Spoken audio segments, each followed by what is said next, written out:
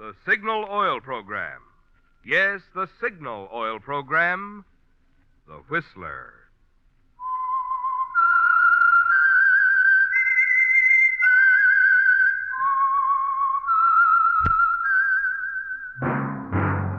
That whistle is your signal for the Signal Oil Program, The Whistler.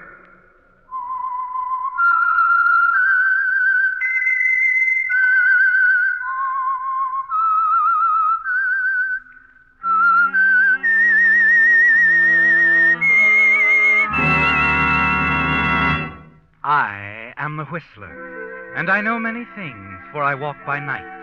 I know many strange tales hidden in the hearts of men and women who have stepped into the shadows.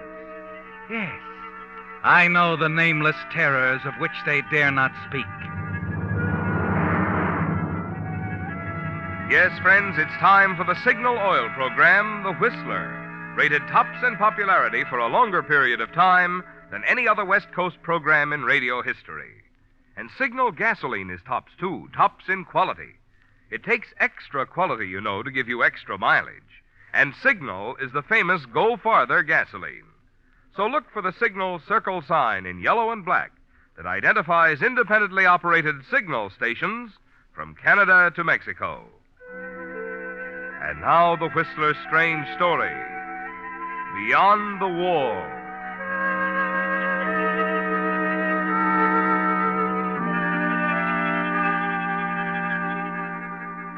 There are some words that hit a man like an electric shock, and Marty Fisher had just heard them.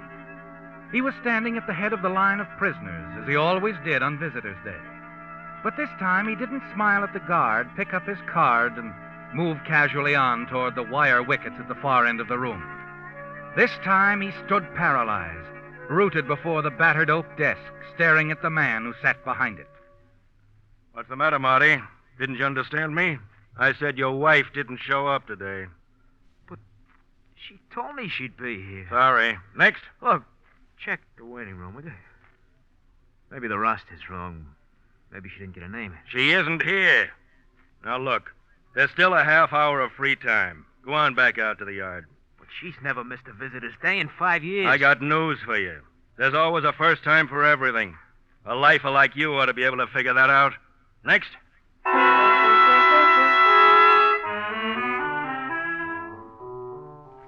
Yes, you can figure it out, can't you, Marty?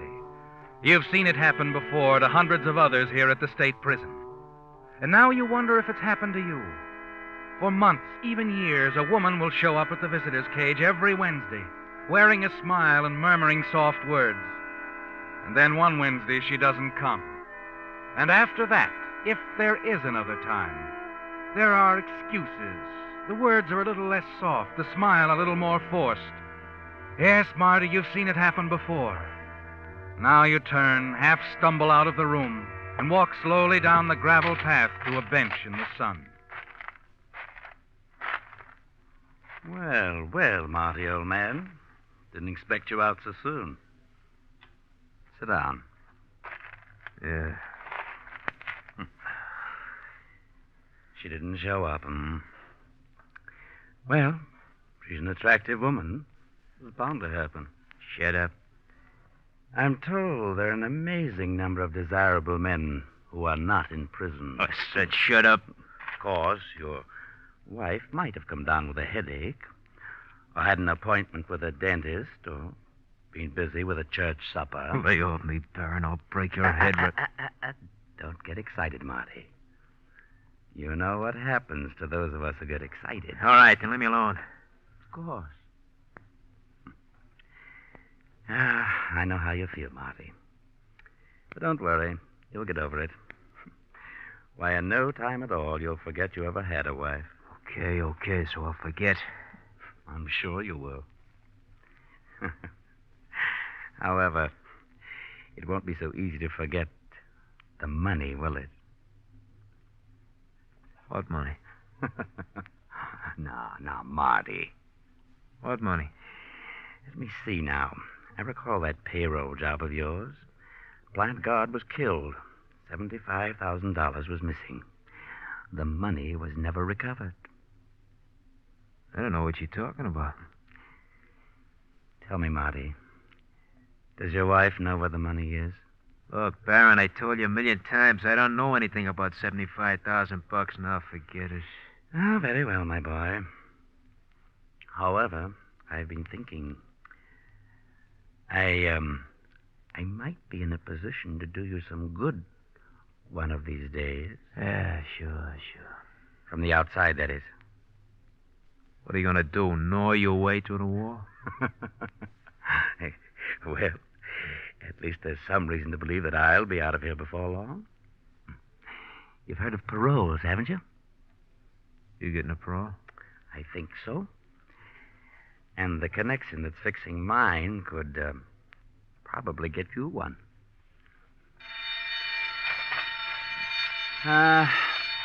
There's the yard bell. Duty calls. I don't want to be late. They're so fussy at the machine shop, you know.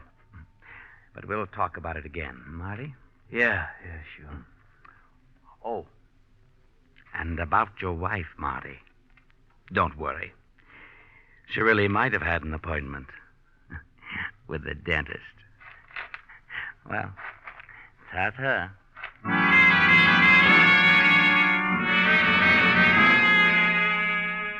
As you walk back to the prison library, you try to convince yourself that you've been all wrong about Helen, that there must have been a good reason to prevent her from coming today. You tell yourself that she'll be here the next time. Yes, you're sure she will be.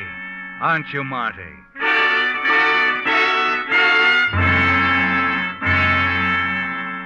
The days drag by, agonizing days filled with suspense.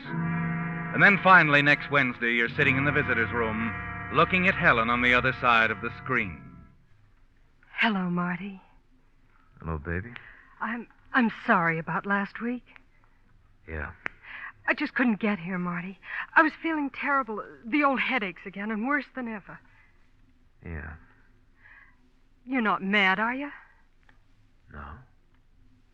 Should I be? I wanted to come, Marty, honest. I said it's okay. Marty. Yeah. Nick Hellman came to see me last night. Hellman. What a sucker I was to let him handle my case. It could have turned out worse, Marty. If he had any brains, he could have figured an alibi for me, get me an acquittal. What do you want? He said he might be able to help you. Yeah? Yeah, he said he had connections, and he might be able to get you out only. Sure. Only it costs dough, and I don't have any, baby. I said I didn't have any dough. All right, Marty. You don't believe me anymore, do you? You think I did pull that job? Marty, please, You figure I got that 75 grand sold it away somewhere, Marty, don't you? listen to me. I love you. I love you, and I want to be with you. But I want you out of here. Listen, I ought to... All right, Marty. All right.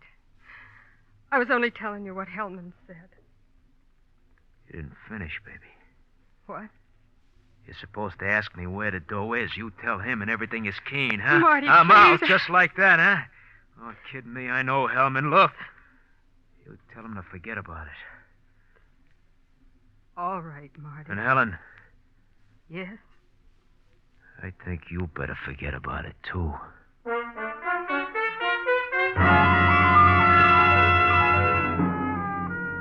You're determined no one is going to get any part of that $75,000, aren't you, Marty? And in the weeks that follow, there's no further mention of the money or of Hellman. Your wife doesn't miss a single visit, and you begin to realize how foolish it was of you to suspect that something was wrong, that Helen had found someone else. Then one Sunday morning at the prison chapel, it's the Baron sitting next to you who has something to whisper into your ear. Marty, Yeah, my parole came through. that's fine. Why tell me about it? I can do you some good when I get out, my boy. Yeah, sure. The way things are going, you'll need someone to look out for your interests. What you mean by that? Some friends of mine on the outside, Marty. They've been checking things for me. Like what? You ever hear of a man called Johnny Rigo? No. Your wife has. What did you say?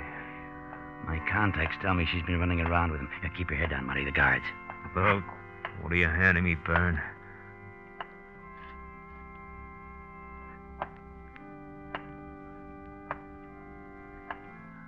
I'm telling you, your wife, Enrico, they're pretty palsy wealthy. It's an old gag, Baron. You're wasting your time. As you wish, my boy. But if your wife gets her hands on that 75 grand, well, you can kiss her goodbye. She's gone with friend Rigo. And I'm supposed to tell you where the dough is, huh? So you can protect it for me. That's the general idea, Marty. Forget it. I'm getting out in 3 weeks. Think it over. You can sit here, do nothing, give your wife a chance to get her hands on the dough. Or you can tell me where it is. I said to forget it. You don't have much chance, my boy. No choice. You can trust me or your wife and stay here the rest of your life.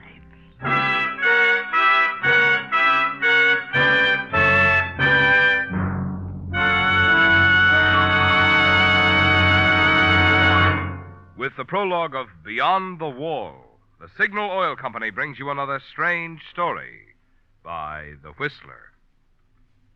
Which of these parts could your car get along best without? Engine, transmission, differential, or front wheel bearings? Well, the answer, obviously, is that it couldn't even run without a single one of these vital parts. That's why the mailing card which Signal dealers are sending out this month, showing a bluebird feeding a nest full of hungry mouths, has the caption, "Don't neglect a single one." And right now, with increased spring and summer driving just ahead, is the time to put these vital parts of your car on a lube diet that will keep them singing. For your engine, that means draining out winter-weary oil and refilling with Signal Premium Compounded Motor Oil. This improved type Signal oil does so much more than just lubricate, because it combines 100% pure paraffin base with scientific new compounds. Then have your Signal dealer drain the transmission and differential and refill with proper summer weight gear lube. And at the same time, ask your Signal dealer to clean and repack your front wheel bearings. When you've had this work done by an experienced Signal dealer, you can sail confidently into a summer of carefree driving, knowing that these vital parts on your car will stay young because you haven't neglected a single one.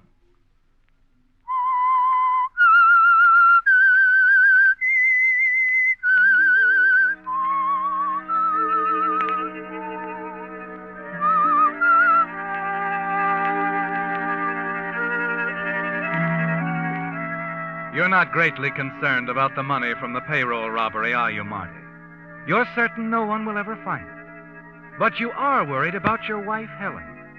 And you wonder if the Baron was telling the truth about her and Johnny Rigo. Before you plan your next move, you decide to check your story. Several days later, you're working in the prison library when one of the trustees comes in, returning an armful of books from the hospital. Hi, Marty. Yeah, the books, pal. Oh, help me check them all, will you? Sure. Hey, by the way, one of the guys wanted me to ask you. It's about his favorite magazine. You got it? What is it? Popular Mechanics. You get it? Popular Yeah, I get it. Well, what'd you find out? Baron wasn't stringing you. Your wife and this Rigo guy sure are seeing a lot of each other. All right. What about Rigo? Well, the boys don't know much about him. Good-looking, swell dresser. Lives in a house over on Marvell Boulevard, 2240. Sorry, pal. Sure.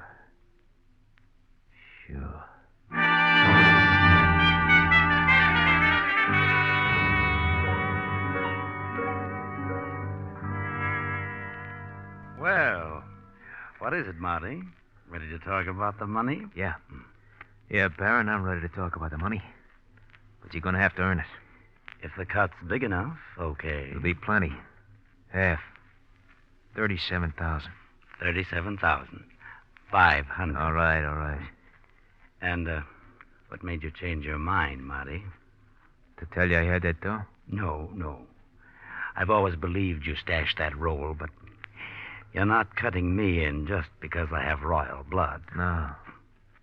It's to pay you for the risk you're going to run. Risk? Yeah. Look, Baron, your parole's coming up when? 2 weeks?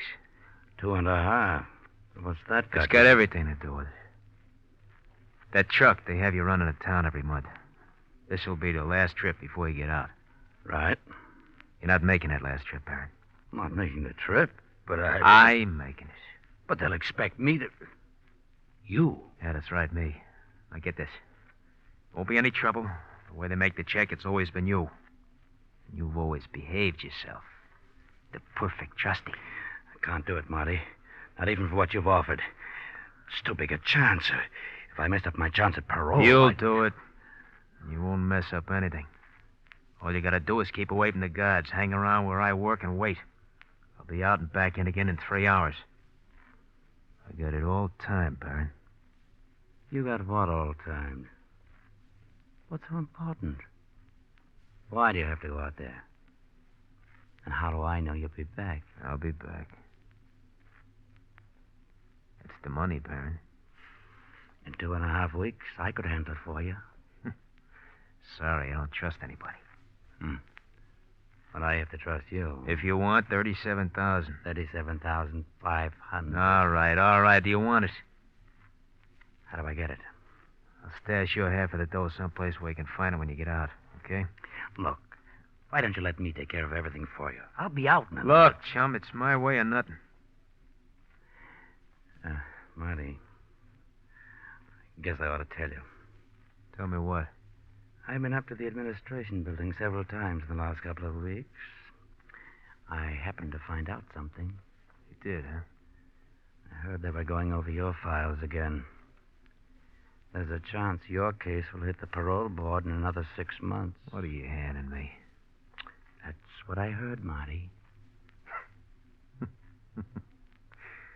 You're not telling me this to sort of discourage me from taking that trip into town, eh? Well... Or is it that you want to be sure I come back? I'm telling you because it'll save both of us from sticking our necks out. Now, Marty, listen, I've always leveled with you. Sure. You have some contacts in the administration building. Check it. I want to get this settled first. What do you say, Baron? Do I take your place in the truck? Yes, Marty. I suppose you do.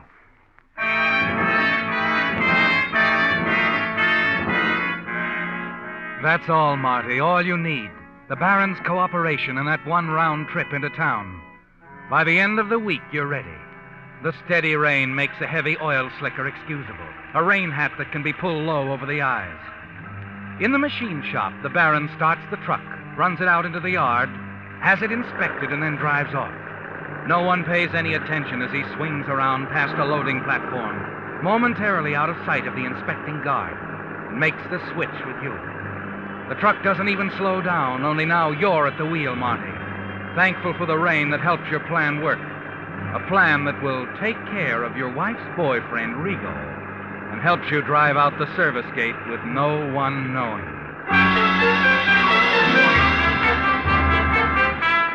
An hour later, you drive the truck into the railroad station, back it up to the loading platform, and climb down. Want to help us load her, Jack?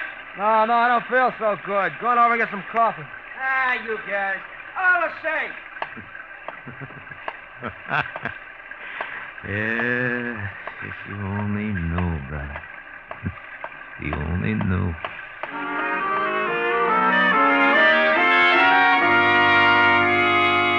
Away from the railroad station, you break into a half run.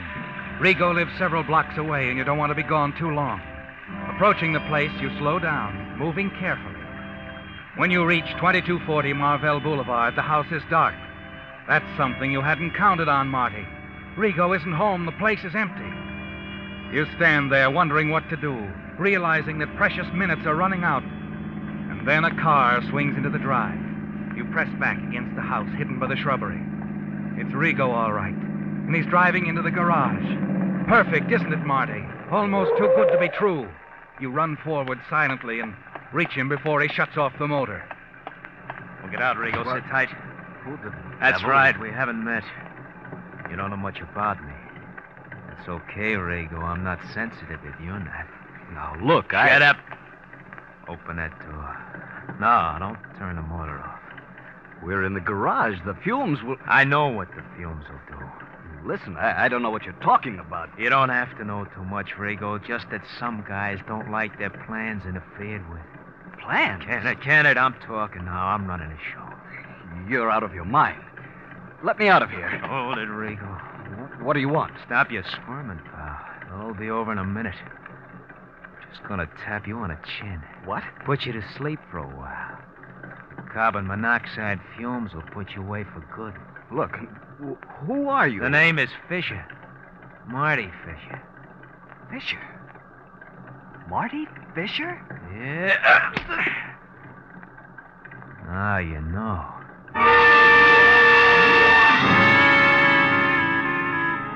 It's all over quickly, isn't it, Marty? You leave the unconscious Rigo in the car with the motor running. You close the garage doors and hurry back to the railroad station.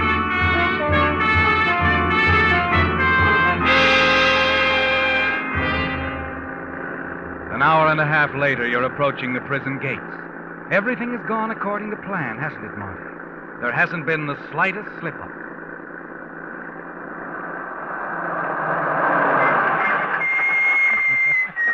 Right on time. Just a little luck and I'm home. Okay. Who do you think you are, a real Farron?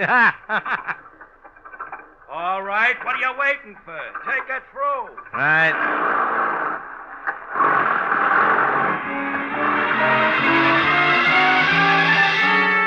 You're clear so far, aren't you, Marty? Then you swing the truck around the loading platform where you agreed to meet the Baron. Only he isn't there. The Baron isn't there.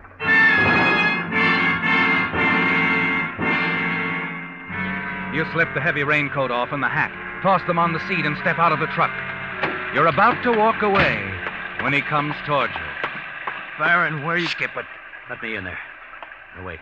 Give me the loading papers. Loading papers? You have them, don't you? Yeah.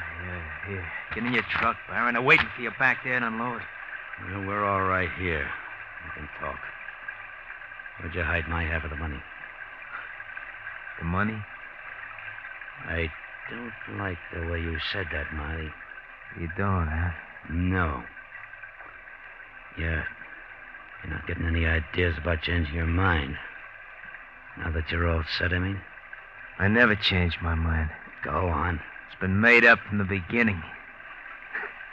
You know something, Baron? Like I always said, there isn't any 75 grand. Why, you... Hey, see, Baron, you don't want to fight with me. You got too much to lose. That parole that's coming up. That's the way you had it figured, huh? Bait me with that money, then use me. And I can't talk. I wouldn't. I don't think you will. Maybe, Marty. Maybe. And maybe not. Figure the odds, Baron. I have. You're clear in 2.5 weeks. If you keep quiet, you shoot your mouth off and boing, no parole and no money. Yeah, it's a simple sucker. You don't talk. There's only one good thing about this place, Marty. You're here. And for life. Yeah. Glad it makes you happy, chum. Only for a reason that you'll never know. Right now, I'm glad I'm here.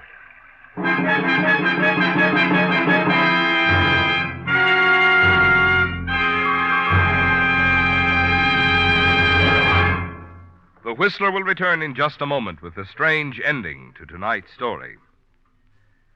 If you're like most drivers, balmy spring days such as we have at this time of year make you want to head your car for the open highway and go somewhere. And going places just naturally makes you more concerned about gasoline mileage, the thing Signal gasoline is famous for. Mileage, in fact, has been one of the principal reasons for Signal's amazing growth in popularity. Starting with a mere handful of stations in Southern California, Signal's popularity has grown and grown, until today Signal stations serve 6 western states from Canada to Mexico. And wherever Signal is sold, it is known as the Go Farther gasoline. But mileage, mind you, is just one of the benefits you enjoy when you switch to Signal. After all, to give you such good mileage, today's Signal gasoline has to help your motor run more efficiently. And when your motor runs more efficiently, you also enjoy more flashing pickup, more responsive power, the things which make driving more fun. That's why whether you want performance or mileage, you want Signal, the famous Go Farther gasoline. Yes, Marty, it all worked out, didn't it? And the man who helped you, the Baron, is the last man in the world who would dare to reveal you. He doesn't even worry you in the remaining 2.5 weeks before his parole. And you're there, smiling with the others to shake his hand as he heads for the tailor shop to exchange his denims for a blue serge suit. He'll be wearing it for a while, won't he? Because the Baron is not a rich man. And your money, the $75,000 from the payroll robbery, will be waiting for you when you're on the outside. But that's the future, isn't it, Marty? You have the present to think of. Helen's paying you a visit, and you want to see how she acts, how she feels now that her boyfriend Rigo is out of the way. You're amused, pleased with yourself, as you face her through the wire mesh screen of the visitor's room. Hello, Helen. Marty. What is it? You look like you've been crying. Yes, Marty. Oh, Marty, something terrible's happened. Has, huh? Marty, I asked you for the money again and again. I never told you the real reason. It doesn't matter. There isn't any money.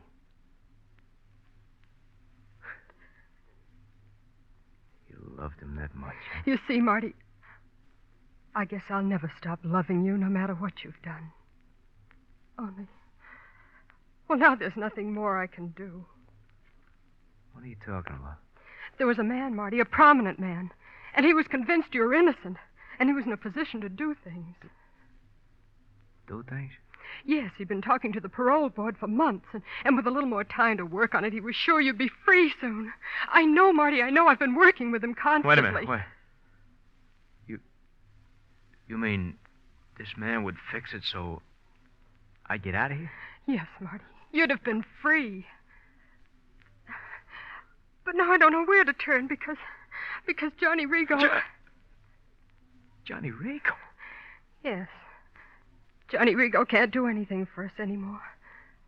Something happened to him in his car. He died in his garage from carbon monoxide fumes.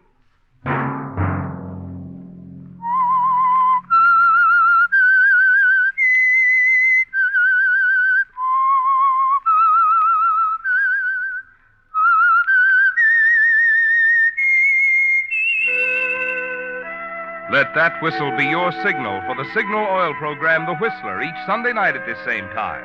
Brought to you by the Signal Oil Company, marketers of Signal gasoline and motor oil, and fine quality automotive accessories. Signal has asked me to remind you, to get the most driving pleasure, drive at sensible speeds. Be courteous and obey traffic regulations. It may save a life, possibly your own. Featured in tonight's story were Tony Barrett, Wilms Herbert, and Evelyn Scott. The Whistler was produced by George W. Allen, directed by Gordon T. Hughes, based on a story by Jackson Gillis and Robert Eisenbach, with music by Wilbur Hatch, and was transmitted to our troops overseas by the Armed Forces Radio Service. The Whistler is entirely fictional, and all characters portrayed on The Whistler are also fictional. Any similarity of names or resemblance to persons living or dead is purely coincidental. Remember at this same time next Sunday, another strange tale by The Whistler. Marvin Miller speaking. This is CBS, the Columbia Broadcasting System.